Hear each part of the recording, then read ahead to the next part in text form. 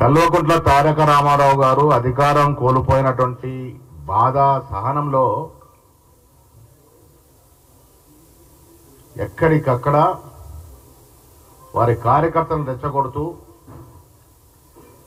ప్రభుత్వం చేపడుతున్నటువంటి అభివృద్ధి కార్యక్రమాల్ని అడ్డుకోవడమే లక్ష్యంగా ముందుకు పోతా ఉన్నారు. మన హైదరాబాద్ విషయంలో చూసాం, మూసీ విషయంలో చూసాం.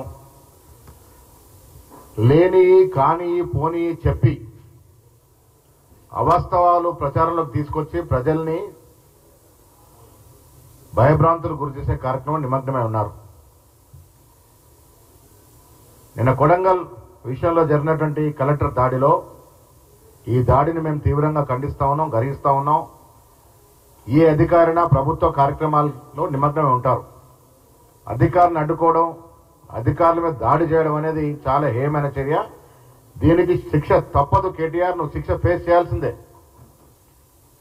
ఇప్పుడు అక్కడ కొడంగల్లో గ్రీన్ ఫార్మా క్లస్టర్, అసలు ఏమాత్రం పొల్యూషన్ లేని గ్రీన్ ఫార్మా క్లస్టర్ పెడతా ఉంటే 90% పైగా రైతులు ఒప్పుకొని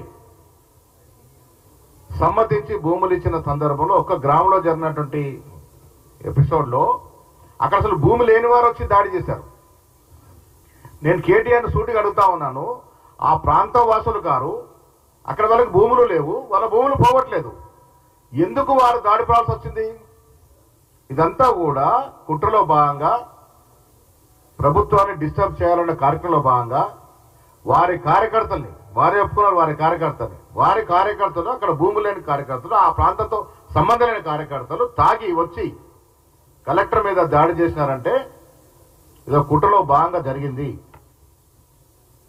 రాష్ట్ర ప్రభుత్వం గతంలో మాదిరి కాకుండా అభివృద్ధిని అంతా కూడా వికేంద్రీకరణ చేస్తూ ఉంది.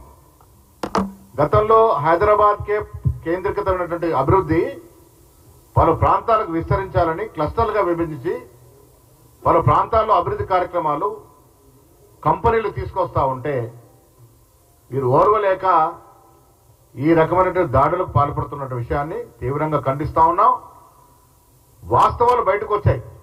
ఐజీ గారు, పోలీస్ డిపార్ట్మెంట్ జరిగిన ఇన్వెస్టిగేషన్ లో కేటీఆర్ ఫోన్ కాల్ పోయిన తర్వాతే ఇక్కడ నరేందర్ రెడ్డి గారు వారి కార్యకర్తల్ని రెచ్చగొట్టి ఉసిగొలిపి కలెక్టర్ మీద దాడికి పాల్పడ్డారు.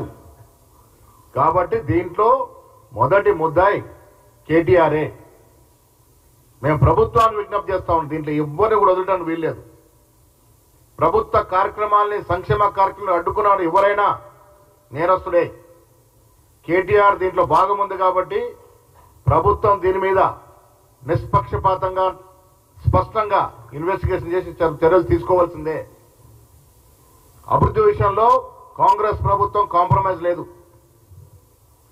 సంక్షేమ ఫలాల పంపిణీ విషయంలో కాంప్రమైజ్ లేదు. ఇలాంటి శక్తులు, నాయకులు ఎవరొడ్డొచ్చినా ఈ రాష్ట్రంలో జరుగుతున్న అభివృద్ధి ఆగదు, సంక్షేమం ఆగదు. ఒడ్డు వస్తే చర్యలు కూడా తప్పవు. ప్రజలు కూడా అర్థం చేసుకోవాలి.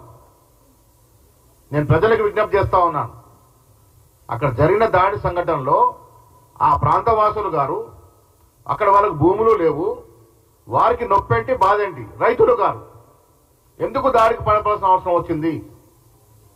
ఇప్పుడు నా భూమి పోతుందంటే నేను బాధపడేనా, కోపానికి గురైతే గురి కావచ్చు. నాకు భూమి లేదు, నేను రైతును కాదు, అక్కడ నాకు సంబంధం లేదు. సో అలాంటి వ్యక్తులు దాడి చేశారంటే కుట్ర, ఉద్దేశపూర్వకంగా ఈ ప్రభుత్వాన్ని డిస్టర్బ్ చేయాలనే తంత్రంలో మార్గంగానే జరిగింది. తప్పకుండా ప్రభుత్వం దీని మీద తగు చర్యలు తీసుకోవాల్సిందిగా విజ్ఞప్తి చేస్తా ఉన్నాం.